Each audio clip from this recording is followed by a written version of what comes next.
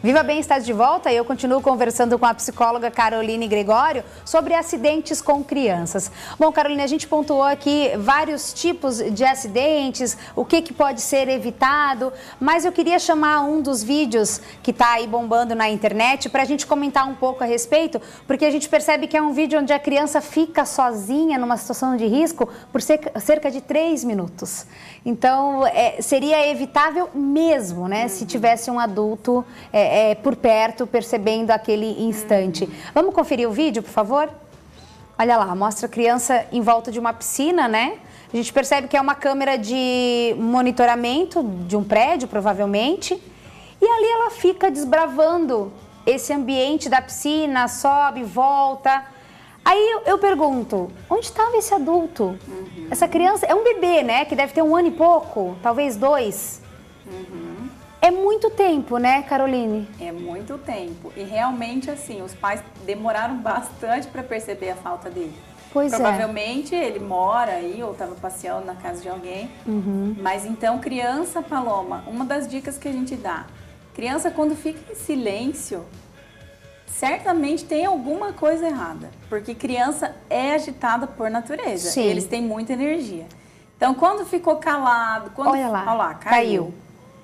Aí bate o desespero na gente que assiste, né? É verdade. A gente chega a ficar apavorada. Porque você percebe ali uma mãozinha se agitando, de repente depois ela já começa a boiar, até que alguém percebe, que é outra criança que percebe esse bebê boiando. E aí a gente não sabe a consequência disso, né? Isso acontece muito também, Paloma. O filho mais velho acaba ficando responsável pelo menor. Pois é, e é o que dá a entender nessa cena aí, que a gente vai conferir mais um pouquinho pra frente, uma criança maior. Isso é muito comum hoje em dia, né? É muito comum. Os pais saem pra trabalhar e deixam a criança cuidando de outra criança, isso não se faz de jeito nenhum. E mesmo quando os pais estão, né? Ó, chegou a mãe. Olha lá, tirando essa criança já desacordada, né? Porque ó, a criança cai. Ai, que desespero que dá. E a gente não sabe a consequência, né? O vídeo terminou por aí. Foi mais um vídeo postado em sinal de alerta, né? Então, queria pontuar ali nessa cena que muitas vezes os pais deixam os filhos, então, menores com os filhos maiores. Mas a gente ali, por essa cena, a gente consegue constatar o seguinte. Aquela criança maior, ela tem subsídio, né, emocional, ela tem capacitação para cuidar desse pequeno? De forma alguma, né? E os pais acham que é obrigação do maior, os pais acabam fazendo esse maior de babá, muitas vezes, porque realmente estão cansados, né, trabalharam o dia todo. Então, o mais velho acaba, assim, pegando esse papel de pai. Mas quem deve educar, cuidar, proteger, né, todas essas funções não são do irmão mais velho. São dos pais. Isso, inclusive, gera uma confusão na cabeça da criança, no sentido de quando o mais velho repreende, por exemplo, nessa oportunidade, se o mais velho tivesse repreendido, né, qualquer coisa nesse sentido, então na cabeça do menor fica: quem é o meu responsável? Quem é minha autoridade?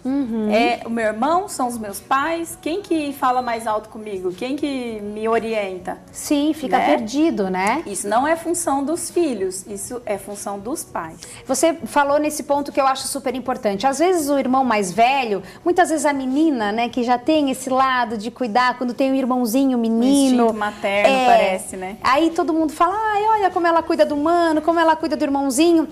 Mas ela cuida no sentido de brincar com este irmãozinho, né? Brinca que ele é o pequenininho, que ela cuida, que ela troca a fralda, mas a responsabilidade do cuidado numa hora de perigo, onde essa criança realmente está correndo perigo, ela vai ficar tão apavorada ou mais do que um adulto ficaria, vendo essa criança numa situação de risco, né? E até ela chamar um adulto, de repente já pode ser tarde demais, né? Exatamente, que a gente viu até nesse vídeo. O menino não teve nem ali o discernimento, a atitude de puxar o bebê, chamou um adulto, porque é uma criança também. E se ele pulasse lá, será que ele conseguiria trazer o irmão para fora? Exatamente, né? Ou se afogariam os dois, né? É realmente um risco muito grande. E aí a gente falou dessa questão de quem tem que cuidar e o momento quando tá em risco. Queria tocar nesse assunto com você, porque a gente tem um outro vídeo que mostra uma criança no parapeito de uma janela de um prédio, que até pode colocar a produção e a gente vai mostrando, que mostra também mais ou menos uns 3 minutos essa criança brinca nesse parapeito. como que o adulto deve reagir quando vê uma criança numa situação de risco? Porque eu acho que é muito natural, né, Caroline, você se apavorar e querer puxar, e isso não causa, não deixa essa situação com maior risco ainda? Olha, Paloma, nesse sentido, eu sinceramente, eu gostaria de nem ter que orientar, para que nunca chegasse nesse ponto. Sim. Porque a criança, ela é completamente imprevisível. Então, para ela, provavelmente na cabeça dela, ali naquela cena, ela tá brincando. Claro. Aquilo tudo ali não passa de uma brincadeira. Ela nunca sonha que se ela cair dali, porque até então ela não tem nem noção do que é a morte. Sim. Do que é o risco, né? Então, assim, eu acredito que essa mãe, quando viu essa criança ali, o coração dela deve ter vindo na boca. Mas, se acontecer de pegar numa situação de risco, é importante que se mantenha a calma. Se for possível manter a calma nesse momento, que se mantenha. Porque quando a criança vir o pai desesperado ou a mãe desesperados, seja quem for que estiver presente na cena, o risco dela tomar uma atitude mais ainda drástica, se jogar no caso ali. De susto até, né? Até para correr, porque ela ali ela já sabe que ela está fazendo algo errado. Sim, quando vê um adulto assustado. Isso. Ela tem essa consciência de que é algo errado. Provavelmente a mãe já falou várias vezes, não sobe na janela, não sobe. Então, quando ele vir o pai ou a mãe, que são as figuras de autoridade, ele pensa, eles vão me pegar. Então, o que ela vai fazer? Vai querer fugir. Sim. Então, ali, olha, graças a Deus que deu tudo certo, chega a dar uma coisa Olha, o pezinho pra fora. A gente fica pensando ali, só Deus mesmo pra proteger uma criança num momento desse. Com certeza. A gente vê que o prédio é altíssimo, deve ter uns 13 andares por aí. E aí, quando o adulto vem tirar essa criança, você percebe que é um puxão repentino. Então, realmente, essa criança foi puxada. Agora, em que situação será que ela estava, né? Será que esse adulto estava vendo e chegou devagar? Então, o ideal seria isso, que mantivesse a calma, chegasse ali devagar. E aí, quando chegar perto, puxar a atitude mesmo. tem que ser rápida. Aí tem que ser rápido. Entendi. Não sair correndo ou gritar para assustar mais ainda. Isso. E, infelizmente, por as mães perderem o controle numa situação dessa, ela já vem gritando de longe. Com certeza. Aí mesmo é que o perigo fica mais iminente. Com certeza. Para começar, que isso aí é tão alto que jamais deveria ser uma janela desprotegida, né? Já começa por aí. Não há cabimento. Aí a gente vê que é uma criança que deve ter o quê? Os seus 2, 3 anos, talvez, 4 no máximo. Né? Já teve aí uns 3 anos para providenciar essa tela de proteção, ou às vezes está na casa de um amigo também. Olha ali, você vê o puxão, é bem repentino, olha.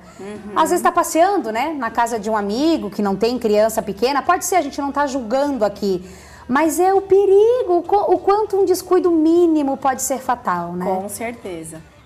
A gente fica até, assim, sensibilizado, né? Emocionado de ver, porque... É muito forte. Foi uma fatalidade ali evitada mesmo, porque a consequência disso, com certeza, ia ser bem drástica, né? Com certeza. Agora, Caroline, queria te fazer a pergunta inversa disso. Em função de tanta coisa que a gente vê na internet, a gente vê esse tipo de vídeo, tem pai e mãe que acaba super protegendo o filho, que é o outro lado da moeda, né?